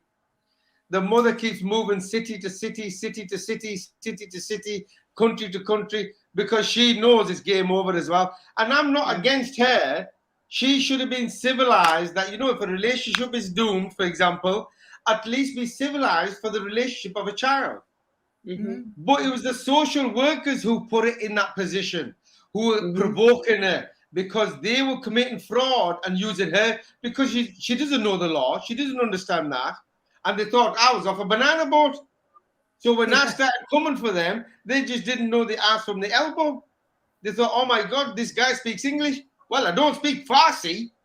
You know what I mean? Born-bred Englishman. Yeah. So this is the issue. But we are actually directly going for them. I mean, one of the things they're saying that I'm saying, I'm coming to their doorsteps, and they were worried about that. Well, I'm making it clear again. I'm coming to everybody's doorstep. But what I mean by that is, if you work in social workers department, that department's front doorstep, you will see me. I'm not like them, that they run to like vulnerable victims' homes and try to target them. We are real grown-up people. We come where the fight really belongs. Your departments. If you leave one department, let's say you go to Kent, I'll turn up at Kent. You leave them there, go to Surrey, I'll come to Surrey. But in the process, I'll destroy every one of your departments as I'm going along. Somebody better start waking up out of there. Yeah, they need to. That's right. But we know we really need to understand it is a and it's not going to happen by keeping quiet. It is not going to happen by people feeling it's not going to happen to them. Do not be complacent. When I was on the demonstration in London, I said, do not think that this cannot happen to you. It's just a doorstep away from it, from you, a person knowing somebody that it's happened to. That's why we should all. This is why I put out that saying, that old Jamaican saying, today for you, tomorrow for me. And that's exactly what it is. It's not until it happens to you that you're going to understand the extent of what is going on. I'm going to put the link out and see if anybody wants to jump on into the conversation. There it is, people. Jump on if you want to talk to Rangi and Liz, or add your contribution to the conversation. But continue. Yeah. So we do need to work together. We do need to continue talking, and we do need to continue exposing them, because they don't like my pages, and I don't give a damn. I'm going to put out what I need to put out as a grandparent, because I still have not seen my grandchildren from since November. Can you imagine what kind of trauma that will be doing to them children? Exactly. They're with strangers. They're with people that don't even are not of their ethnicity, Yeah. And they want to believe that that's acceptable. Yeah. Now they're trying to deny the children of their ethnicity. Why? Now you see, you mentioned there about the numbers that they're gonna. Today it's our turn. Tomorrow will be your turn. So for anybody who's listening, 2 years ago, I actually found some information, And I went a lot more to town on this because 2 years ago, I found out by 2025, the authorities are looking to take 2.5 million children a year. 3.5 million children a year, absolutely. Yeah. And then there you go, people. happened, yeah. So there you go, people. Listen. And then those who don't listen, those who don't hear will feel. Oh, they're going to feel it. They're going to see it as well. Because this year, their target is 1 million children. This is genocide on another level. That's right. And you know, when it comes to social workers, the best thing you could do is get lost, take a walk, a long walk over a short pier. Don't let them in. Don't entertain them at all. Even if the police come, don't entertain them. Because they're corrupt now as well. Exactly. They're all in cahoots. They're in cahoots. Yeah, it's all in cahoots, 100%. It's all the same. We know that. Regime. Yeah. But this is why I'm coming for everybody. I'm not bothered who they are. I've already gone. I'm coming for the school teachers. They said, "Oh no, we're school teachers." Well, you shouldn't have looked the other way while you were abusing my kid. It's your own fault. I'm coming for the Kafkas. Kafkas is the same. See, now, for those who don't understand, Kafkas is the same as social services, same crap, just a different name. That's it. Okay? Don't think or that to put it more crudely, Rangi, same shit, different toilet. That's right. Yeah, well, I was trying not to say the word. I know that you're not as crass as I am, Rangi, but that's the way I would describe it. No, but you see, this is the issue. But this is the least. For me, as far as I'm concerned, you mentioned about doctors' reports. Now, all the doctors who made the reports, in my case, I'm coming for them. Yeah. Who's going to stop me? And what about these paid psychologists that do the copulative test? Yes. Right? They've been exposed as well. Taking a little backhander. So they get paid £12,000 a session, which is an hour meeting. But now, hang on, their names are about to come out. What did they £12,000 get them? Now I'm coming for them. Yeah. See, they're hunting our children. Now we're hunting them. That's right. That's the only difference. Yeah. So for anybody, regardless of color, creed, religion, this is happening. You need to wake up. And particularly the minorities are deliberately targeted. Deliberately. It is a racially motivated attack. We could prove this all day long. You understand? And that's the point. That's the point, isn't it, though, Rangi? That when you say the things that you say, because for some people it might be quite inflammatory. For some people, I can hear people saying that you're crazy. It's a conspiracy theory. This can't be going on, and so on and so forth.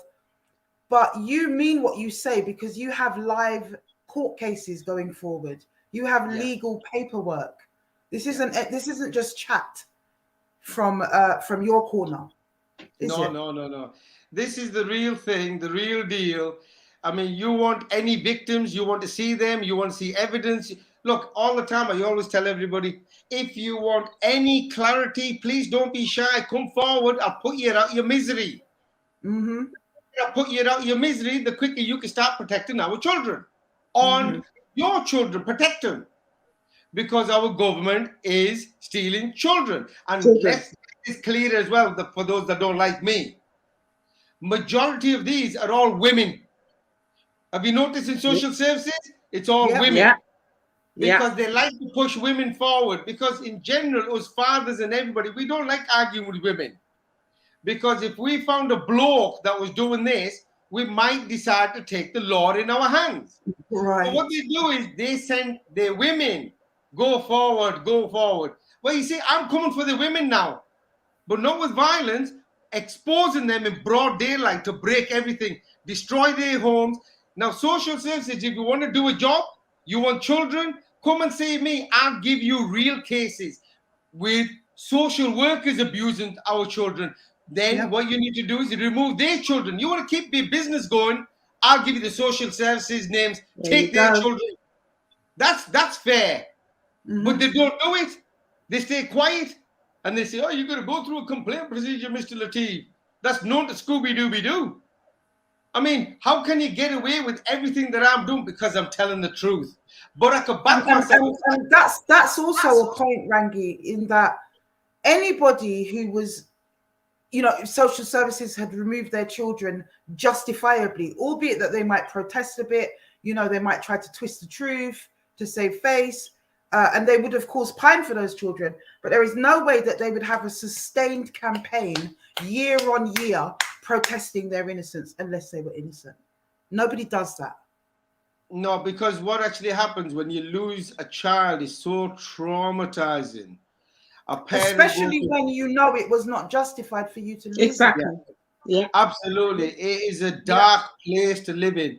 And I went through that for 8 years. And that's when I broke silence and I realized other people were going through this.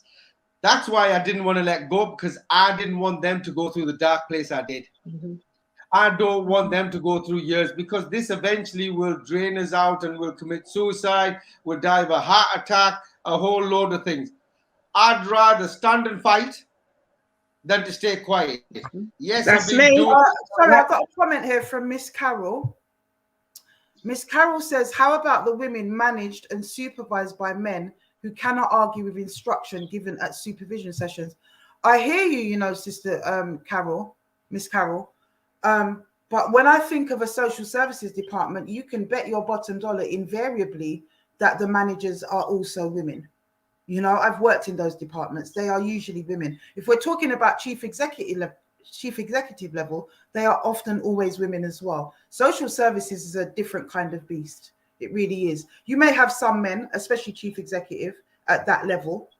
But when you go down the line in terms of chain of command, it's women for the most part. Yes, there are men. Of course, there's always going to be men, but the majority are women. But for Carol there, I'll just point out, I mean, yeah, she's talking about there is men. Well, look what's happening to the men. In Middlesbrough, the CEO who's trying to put a gagging order on me has now gone on the sick. Because they're a bunch of cowards as well. Because when we turn up the heat, they can't bear the heat, because the heat is the truth. And she's right, there is a lot of wrong men as well. But yet, I'll be honest with you, I find more women that are good in the departments. But fortunately, it's overclouded by all the bad ones. Because I went through so many.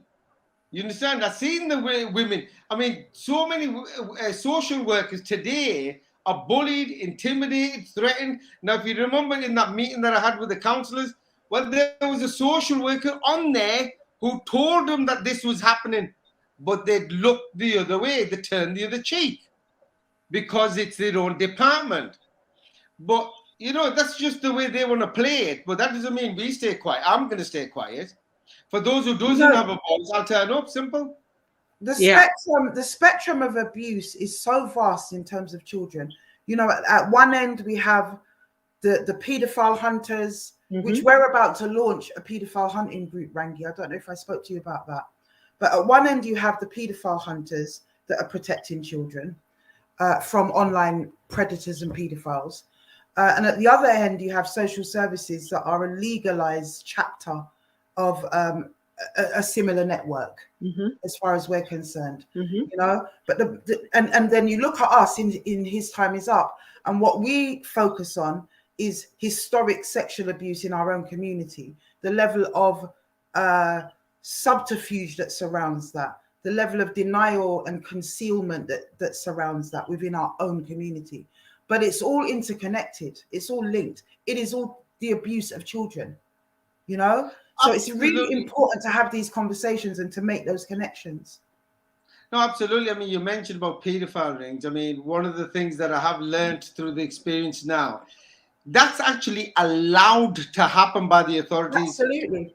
Because but also, just to make the point, Rangi, the biggest paedophile rings in terms of capacity, size, has always been within social services. Any scandal that you see uncovered, it's always a care home. It's always something run by social services. The biggest paedophile rings, the ones that go up to Whitehall, the most high profile ones, have always got a caucus or a cohort within social services departments.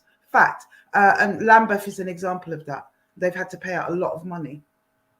Yeah, but you've got to understand why they're doing it now. I'll give you a very, very simple understanding now. The more children get raped, then they get labeled. So if there's a daughter, somebody's daughter's been raped, instead of helping and supporting her, the first thing to take her off the parents for the sake of it, they'll abuse her in care. And when she comes 18 and she comes out of care, she'll get dumped at that point. No support. Let's say she gets her feet on the ground, everything's okay. By 22, 23, she finds a nice man and she falls pregnant. She wants to be with somebody. As soon as she falls pregnant, they're going to go and take a child off her because they're going to say, well, you were a victim, so now you can't have the child. I've got a case there that started in 1973, where a little boy was taken from a family. 18 years later, this boy grew up to be a young man out the foster care home. And he tells us, everybody, that nothing happened. His parents never did anything. However, he settles down with a nice girl. He's got a business, no problem. When he has that child, they come and take that child off him because he was in care. That gives them the right to take his child. So now it's gone into 2 generations. So that next child comes out to the foster care home and happens to be a girl. 19 years later, which works out about 22-year-old she is, she decides to find somebody. She's qualified in a lot of things, sharp, ambitious young lady. Then when she gets pregnant, they want to take her child over because she was in care. This is a repeat order business. And the purpose of them coming to every household to get your name on the list is because they're targeting you for tomorrow. So you might look like you've got away with it. You're not. Tomorrow, I know that's true. I know that's true, Rangi, because I've worked heavily within leaving care, and I've seen that time and time and time and time again. Yeah. And I often thought, why don't they give this young girl or young lady the opportunity to show them that she is a mother? Why are you automatically assuming that because she's grown up in care, that she won't be able to care for her child? It's insane. I've seen that with my own eyes. It's shocking. And then they call themselves an authority. I mean, who does that? Well, UK does that. Well, actually, now every Western nation actually does that.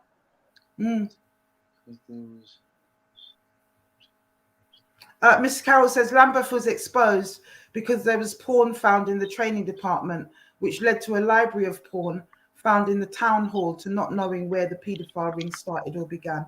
That is a fact as well. Yeah. A lot of porn in Lambeth town hall, child porn. Well, you see, we're talking about paedophiles. I mean, see, I'm in an issue at the moment where they're sort of trying to put a gagging order on me. When this gagging order comes off, the first thing I'm going to start this time is all the names of every single person who's been raping a child. Absolutely. Never mind what they're telling me. I mean, they don't even know how to stop me, to be honest. And that's the reason why I'm getting attacked, because they don't know what to do. They run out of the laws. They run out of complaint procedures. They need to design a new complaint procedure. But I think, have we got a glass here? But also, if the system worked, if the system actually worked, why are so many broken children coming out the other end of the care system? Exactly. If it worked. Yeah. No, it doesn't. No, it doesn't. No, see through. White. Absolutely. So I'm going to put the link out once again, people. Excuse me. I'm going to put the link out once again if anyone wants to jump on and have a conversation with Liz and Rangi. Hold on. I don't know what's happened there. But if not, we're going to wrap up real soon, guys. Well, I'll give you a little bit of a scenario as well that people, let's say this cup here is glass. It's a see-through glass. You come and see the professionals and they'll say, you know, it's got a little crack on it. And that's what social workers is. There's one mark. That's Everything else is perfect, but there's a crack there. There's a crack there. I'm confirming it for you now. That is bullshit. What it actually looks like, imagine the same piece of glass, but you know that shattered effect that you get from the shops. That's with all the little, That's what it really looks like. The whole complaint procedure, the whole law system, everything is catered to allow the abuse of them deliberately, and nobody could do anything about it, as if they've been given exemption notices. I realized this in 2014, and I was forced to go through this procedure. But that's the reason why, as far as I'm concerned, I'm coming for every single person.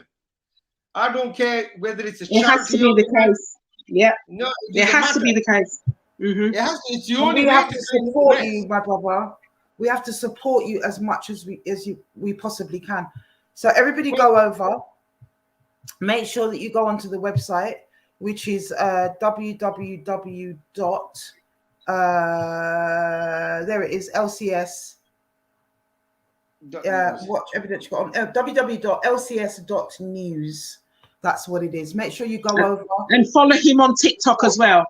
And follow on TikTok. What's your name on TikTok, bro? Rangi LCS News. Rangi LCS News. That's easy. Rangi LCS News. So I want everybody to know, while you're mentioning that, this platform is for you as well. Everybody who's listening. Absolutely. It's anything that we could do to promote you, your organizations, your charities, your YouTube channel now yourself. We will do that. Exactly. We want to do interviews. We want to do that. We'll do anything you want. But my main concern all the time is safeguarding and child protection. When we generally will have a look at your case, we'll do all that first. Once we know where you stand, you know, in England, there's a saying that there's 100 ways of skinning a cat. Exactly. So we could do that without putting any child at risk or any parent. And you don't even have to talk. We'll do the fight. Let them come forward. The problem is they're all on the run like a bunch of dogs at the moment. They don't know anything. They haven't got a clue what they're doing. Everybody's saying, I am the law. Anyone who's going through whatever yourself and Liz have been through in terms of having children, grandchildren removed, can get that support through LCS News and the website and your organization, my brother. And we've spoken. We're definitely going to be collaborating going forward. We've got LJ joining. I think LJ wants to contribute to the conversation. Blessed love, Hello? LJ. Can you hear me? Can hear you, sis. Yeah. I just wanted to. Well, I've got a number of things to say, but I know it's quite late already, so it won't be that long. First of all, Afua, I just wanted to say that I have been a follower of yourself and also the story that's been talked about for quite a while. Actually, I think since I saw you guys over in Windrush Square. Anyway, so I'm just a bit nervous. That's okay, so take your time. So in terms of like what I just joined this quite late, so I'm just trying to follow what the gentleman was saying, and basically I was in care as a young child, and I didn't actually know, but I basically went back. I basically was, how can I put it? Basically, a few years ago, I got access to my records via a subject access request, and what I realized, there was a lot of trauma going on in my household when I was younger, and I didn't really know about social services or anything like that. I know some of my siblings were ill, so they had health visitors coming around and whatnot. I was one of the oldest of, let's say, 7 kids.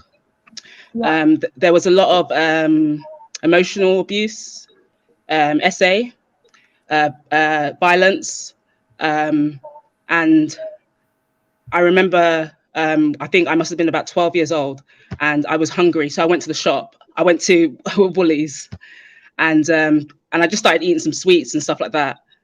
I got arrested at 12 years old with one of my mates. Got put into a cell, asked for my mum. No one came. My friend's mum, who came, was, she came, she sat with her daughter or whatever, I assume anyway. And then I asked for my mum. no one was how can I put it? So basically, I sat in a room in the police station with someone else's, with my friend's mum, who I didn't really know, asked my mum and whatnot. So I was in the station for about 4 hours. I went home with the police, and obviously I got a beating of my life after. But as you would. as you would, yeah. Right? But what didn't happen, which I'm realizing now, is that nobody ever spoke to me about it again. My school wasn't called. I went to this Woolworths at the time. It was maybe a 5-minute bus ride. So the school didn't even ask me about it. No one asked me about it. And to this day, I started talking about it maybe to a friend of mine, and she said that that wasn't a criminal issue, though. That's a social issue.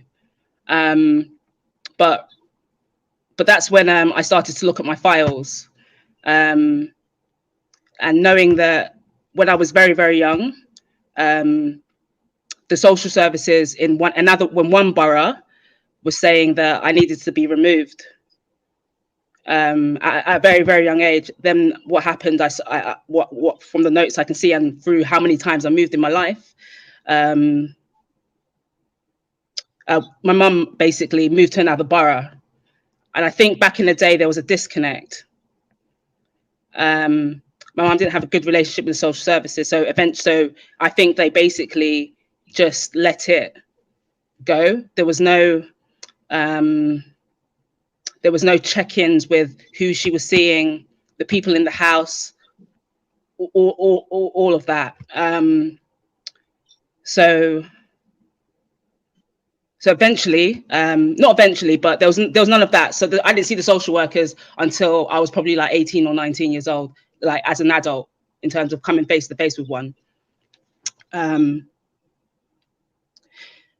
Basically, you know, when I was a early teenager, 18, 19, I reported it to the police, my essay, and then there's more to the story, but I'm just expressing my own story. He got 8 years. Mm-hmm. In that process, when I first reported it, I think it took about maybe 3 years or 2 years. I can't really remember. In that process, I just, you know, I was just going into the world. I was 19-year-old kid.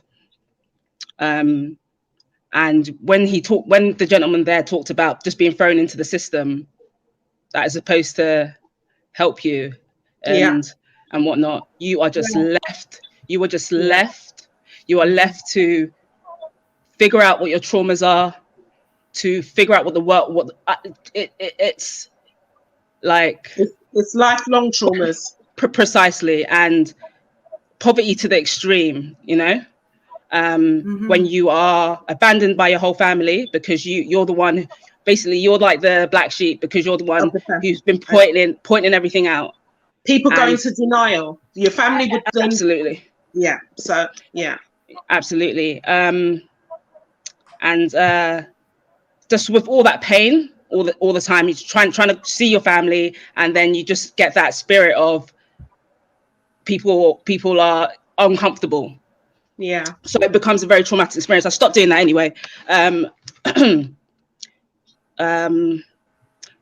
So basically, over like, I suppose, listening to Afua's channel and listening to all your stories and things about social services, but also things about the way the community behaves around victims. You know, I won't call myself a victim now, but I still struggle with. You know, sorry to cut you. You know, please, one of the things that I would like to add that I've noticed from people that are following me on TikTok, there's a lot of people that are going through exactly what you are. Some people feel ashamed. Do not ever feel that you are the one that should feel guilty for what happened to you as a young child. Please know that first and foremost. You know, I'm so happy, you know, although you've gone through what you have, that you felt brave enough to come out and speak. And this is why I want to have my channel, to have people like yourself feel the need to come on, because there are a lot more people like you that are ashamed to speak, afraid to speak. They have no support mechanism. Yeah. You know, and you need to be able to talk about it in order to find some form of healing. This is a lifelong trauma that you have been impacted on. Absolutely. Yeah. You know, and I thank you so much for even taking these steps now and coming out and speaking about it. Yeah, it's been tough, but I know that I'm always I'm forever an anti-enabler. Yes. Thank you so much for sharing it with us. I just wanted the last thing I wanted to add to the story is that with the strength of watching all your stories and listening and watching people come on, you guys have given me a good insight, because now I have I'm in the process of a civil case. Good. Fantastic. And any support that you feel you need, please just reach out to us. Say the same thing. Just reach out to us, any one of us, really. You've got all the links. You can contact me on Instagram at Afua69, which you probably know. You've been following. And sis, amazing courage and strength to you, my sister. Yeah, it's like I blocked it out. It's like I blocked everything out. It's like I blocked everything out from 19 years old to 30. And I had a major accident which had an impact on my health, and then it brought everything back. But I think with the kind of avoidant kind of mentality, that is kind of, as much as I used it as a child, it's kind of allowed me to think forward in terms of dissociation, think forward in terms of what justice I can get and have, and community I can have with life going forward. So yeah, just if anyone's listening, I just wanted to say, you know, you're not alone. And you know, thank you, Afua, and the guests. Thank you.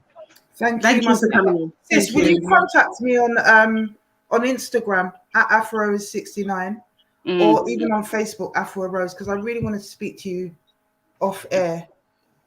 Okay, sure. I'll contact you on Facebook. Okay, lovely. Afro Rose Facebook. Yeah. All right. Fantastic. Thank you. All right. Thanks, sis. Blessed love. Take care. Too many stories. Yeah. Too many people. And there's so many. There's so many, sis. There's so many. People need to wake up to this. People have to wake up to this. This is a whole new realm in terms of childhood sexual abuse and childhood abuse in general. You know, whether it starts with our babies. It does. Whether that is coercive and controlling behavior from social workers, as we heard in the case of your daughter, wanting to get things to swing in their direction. Absolutely unforgivable, because we're not allowed to coercively control our children. We're not allowed to abuse them, but they're allowed to be abused corporately in the system. And that cannot be allowed to continue. It absolutely is a travesty. Absolute travesty. It's a shame, but that is the reality. And that's the reality. Yeah. And especially this lady that came forward. I mean, one thing they all need to understand, they can actually all come forward. There's a lot of people like yourselves out there, like myself, and we will keep it private, confidential. You know what I mean? If that's what they want. And if they need any form of support, because you've got to have a start, you've got to start somewhere. You understand? It's extremely difficult when you're in that situation. You've got no guidance, and you just don't want to get caught up. You can't go to the authorities for any help. Yeah. Well, they're the people that are committing the crime. So where do you go? Well, that's the thing is, I mentioned that in one of my videos, that what do you do when you ring 999, Childline, NSPCC, 101, and no aid comes? Well, that's the point that we're at now, where we are now fighting back. And at the moment, we're fighting back politically, we're fighting back with the intelligence, with ourselves, with education, and they're already running. That's just the way they are. And the only thing they could do back is send their little drug dealer friends to put our windows through and rubbish like that. This is how corrupt our government is. And in a lot of ways, it's not even our government. I make this clear many times. Like social services is not our government. It's a private contracting company owned by foreign internationals. It has nothing to do with it. They come here to do a job. Now they fail their job. We need to fill our prisons up with them. That's what we need to do. America call it Planned Parenthood. That's the organization, isn't it? And ours is social services. Absolutely. Thank you, Rangi. Thank you for your time. Thank you for your energy, your passion, your support, my brother. And we will definitely be supporting you and be working collaboratively, you know, and hoping that you will support us as well. So I just think 100%. Both of you better be in touch. I've got your number up here. My sister, please get in touch. I'll start helping you. I'll pass your details on. I'll swap details with you guys, you know, and let's think of some strategies, because this is another arm of childhood abuse that we need to be focusing on. That's 100%. Right. So everybody go over and subscribe to Auntie Liz. Make sure that you go over to the website lcs.news and make sure that you support. And please, please, please donate to Brother Rangi. Every mickle mecca muckle, because what this brother doing needs some backing, and he's doing it off his own back, you know, and there's none of us rich out here. That's the bottom line. Blessed love to you, Rangi. Blessed love, Liz. We're definitely going to continue the conversation off air. Thank you. And I wish you Godspeed. Yeah. Right. Thank you, sis. Thank you so much, Rangi. We'll be in touch. Definitely. Blessed love. Blessed love. Thank you. Thank you. Oh, I tell you, it's so bad. It's so bad. It's so bad. I just want to put that up because we've had a lot of hot stuff going on tonight, and making sure that everybody knows full well that we are here to report under the auspices of that disclaimer. That's what we're here to do. And there you have it, my people. You know, I don't want to hear nothing from these naysayers. And those people who tell lies on these people or assume that social services are so virtuous that there must be a good reason, you know, for them to be acting in the way that they are and removing people's children. You better think again, because this abuse isn't just happening in our homes. You know, when you've got a child that's been abused by a dirty old man, a dirty old uncle or whatever, and they are removed, they're put into another form of abuse. I've yet to meet, there's very few, I mean a very tiny percentage, 1 or 2% of all the clients that I've worked with who have been through the care system who haven't been sexually abused, even if they were not removed for sexual abuse from their homes. They may have been removed for physical abuse, for instance, or neglect, but they'll go into the system and there they will meet pedophiles who abuse them. 90%, 98% of the time, in my experience, and the statistics bear out to that as well. We've got to do something, brothers and sisters, and we've got to do it quick. Yeah. So this is why we are hearing about these things. We're collaborating, we're expanding the way that we look at abuse on this platform. It is about the name calling. It is about exposing them that we know about amongst us. It is about chasing them, snaring them online as well. And it's also about having these collaborative conversations like the ones that we've had this evening, because child abuse is spreading. It is on the rise. We've seen with the LGBTQ agenda, and I don't mean that coming from LGBTQ people, but the T bit, the transgender agenda, this stuff where they're having drag artists come into baby spaces and all sorts of madness. It's all a Trojan horse for pedophilia. Mark my words, the P will be added to the end of LGBTQ and it will be P at the end of that. It is a Trojan horse, this whole agenda for pedophilic activity. That is what these elites have on their mind for the rest of us and our children. Of course, there'll be anarchy, but by then people will be so dumbed down. And we've seen it time and time again, the way that the public are able to be dumbed down. We saw it with the pandemic. It won't, people say, oh no, that will never happen. Watch and see. It's already happening. It's already happening. If you can take your baby, your impressionable 1-year-old, and sit in a room where you've got some dude twirling around a pole with his batty jaw hanging out, and expect to see that as some kind of progress for your child's development, then we're already on the way to that. We are already on the way to it. So let us be vigilant, people. Let us be vigilant, because we're not standing for abuse in any way, shape, or form. And that's why His Time Is Up is expanding. As I say, we're about to kick off the paedophile hunting group, and I will definitely be getting involved with LCS and the way that they do things and their preventative approach. You know, that's what's going to be happening. In order to do that, we need donations, we need funds. Please like, share, subscribe. I'm going to put up some banners. You know what it is. You know about the Cash App. You know about the Super Chat. You know about the GoFundMe. It's that time, people. We're going to start fundraising again and driving again. Oops, I put the wrong one up. And driving again, because we've got a lot of work to do this year. And we need to build the paedophile hunting group. I want volunteers. Please, please, please DM me. We need volunteers for decoys. We need volunteers for all sorts of things within that. There are the tags. Take this one off. Didn't know you could put 2 up at once, actually. I wasn't aware of that. There we go. So there are the tags. If you've got Cash App, that's the easiest way. But you can also go via PayPal. I'm going to get a link. But if you go onto PayPal or DM me, I'll give you the link for the PayPal. And you can go on there as well.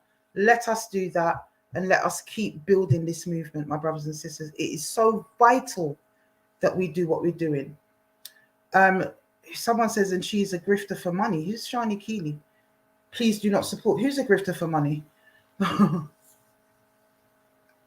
Yes, her son has been in prison for sexual assault. Moderators, what's that about? I thought Shani Keeley was saying that she was here to... Is she, who's she talking about? Is she talking about me? You don't agree. Who is that Shani person, please? Moderators, tell me what I want. Tell us what's going on with Shani Keeley. Is she friend or frenemy or foe? I'd like to answer her. And if you've got something to say, Shani Keeley, it's about jumping on and having your say. It's not about running up your gums in the comments. Is that person friend or foe? Her son has been in prison for sexual assault. Certainly not my baby boy. My son's 28-year-old. He's an exemplary young man who's a single father who looks after his own children. And he works full time. He's just been promoted to a manager. A grifter for money. Right. So we haven't had 2 marches. We haven't done the things that we've done. And anyone who's donated can see what we've done. So that's not grifting, is it? Come on and have your say, because I'm in the mood for Una tonight. I'm recharged. Oh, sorry. Right. Okay, scroll up. It's not me. Shari, I'm sorry, because I thought I was going mad. I thought, didn't she say she was supporting brother? We get so many of them on this thing, my sister. I'm so sorry, Sharia. I'm so sorry, Sean Keeley. I'm so sorry. I've just seen a load of stuff. Okay, right. I've seen it now. Right. I've seen it now. Okay. Jane Kelly. Shani. It sounds like a sister's name. Sean Keeley. Is that how you say the name? I am so sorry, my sister. I thought you were talking about me. I'm ready for them, you know, my brothers and sisters. I am recharged. Don't think you can deplete me just so easy, okay? Scotch bonnet ready. Only one soul. So how you mean? Scotch bonnet ready for pepper them up, because I'm not having it. I was distressed the other day with all these people going on and carrying on. You lot saw me on the live, man. I was depleted. I was thinking, I can't do this anymore. Do you understand? All this negative foolishness. But you see this? I am recharged and I am ready. Just know that. Sorry, Sean. Sorry, my sister. I'm so sorry. Sister says she didn't even know I had a son. I know, but the way sometimes it goes in the chat is what it is. Sis, I humbly apologize to you, my sister. I know you're here to support. Jane Kelly. Yes, it is. Anyway, let's go out with a bang, my brothers and sisters. You know how it is. Blessed love, Sean Keeley. It's cool. Thank you. Thank you. Thank you. These mistakes are made. But my brothers and sisters, Afua is back. I hate talking about myself in the third person, actually. It's a bit weird. But I just said it. I'm back and I am black. And that's the way it's going to be. Blessed love, my people. Have a wonderful, wonderful, wonderful weekend. We will be back here. Actually, I'm going back to our old time. The only reason that I shifted it to 10 o'clock was the fact that you guys stop. She was naked. The only reason I switched it to 10 o'clock in the first place was because of my working hours at that time. And we all know that I was given the sack. I do believe it was what this baby father that rang them up and told them a bag of foolishness. Not while I'm on the live, people. Told them a bag of foolishness. Bless Kiki, I saw that. A bag of foolishness. And they sacked me because they said I was a paedophile hunter. But they've done me a favor. It's been a wonderful journey ever since then. Lots of stuff going on. And lots of time on my hands. But it doesn't mean that I have to start at 10 o'clock anymore. So I feel like I want to go back to the old time, which was 9 o'clock. And I'm going to keep putting it out there between this week and next week. So everybody knows it's 9 p.m. next week. We're back to the old time, not 10 o'clock anymore. It's all a bit too late for me. But before we do leave, people, thank you, Kiki. You know what my head's like. Let's hold a minute's silence for Sister Marie or Marissa or Ria, as we knew her. You know, may she rest in eternal peace. She was cremated on Tuesday, the 7th of March.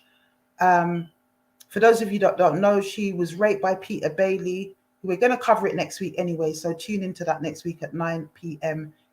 right here on YouTube. But let's hold a minute's silence for the sister before we go. Can we all put up love hearts in the chats during the minute silence for the sister, my people? Please, can we do that?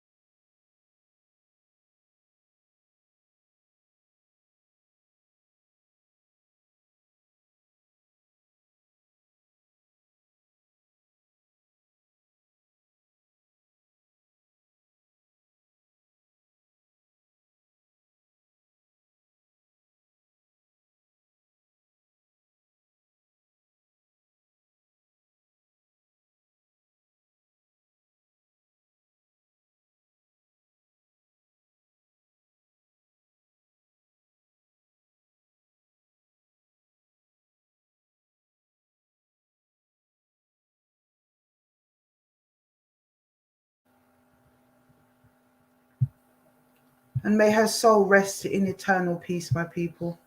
You know, we will not stop fighting for that sister's justice. Tune into next week.